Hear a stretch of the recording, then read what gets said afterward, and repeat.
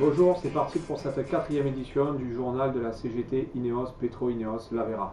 Vos encouragements nous font plaisir et nous donnent envie de continuer à utiliser ce vecteur de communication. Comme vous avez pu le constater, la semaine dernière il n'y a pas eu de journal, nous avons donné la priorité à l'actualité. Nous nous en excusons et nous reprendrons un rythme normal dès cette semaine. Jeudi 9 avril, une grande manifestation nationale est prévue à Paris. Cet appel unitaire et intersyndical va rassembler les salariés du privé et du public.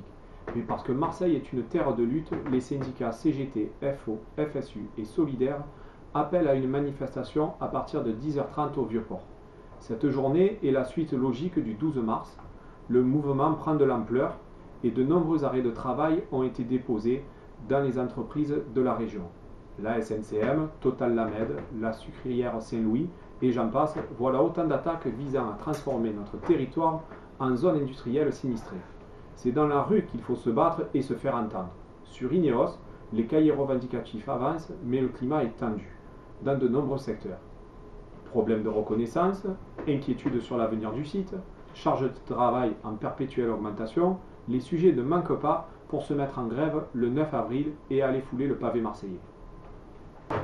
L'Assemblée du personnel du OB du lundi 23 mars a réuni plus de 25 salariés. Les équipes étaient représentées à 94%. L'ensemble du cahier a été approuvé, seul un sujet reste encore en discussion.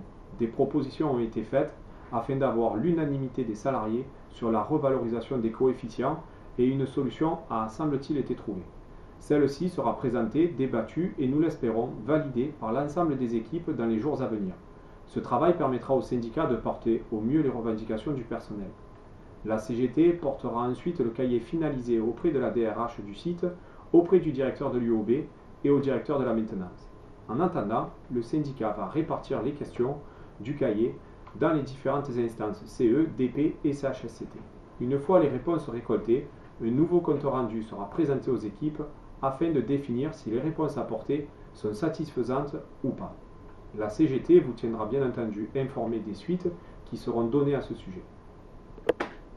Les réunions entre la CGT et la direction ont commencé en ce qui concerne l'oxyde.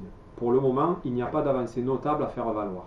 La direction souhaite trouver une issue à ce cahier revendicatif et il y a, a priori, une réelle volonté d'aboutir vers une grande partie des revendications du personnel. C'est le business qui demanderait à notre direction de justifier les augmentations demandées par le personnel.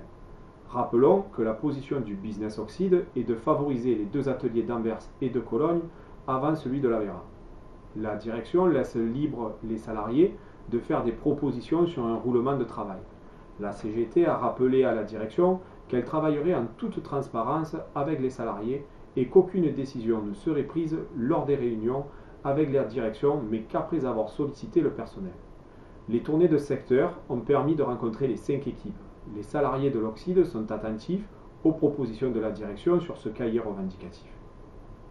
C'est tout pour aujourd'hui. Le journal a été un petit peu long. J'espère que vous avez eu la patience de tout regarder et de nous écouter attentivement. En attendant, on vous donne rendez-vous la semaine prochaine et n'oubliez pas, l'avenir appartient à ceux qui luttent ensemble.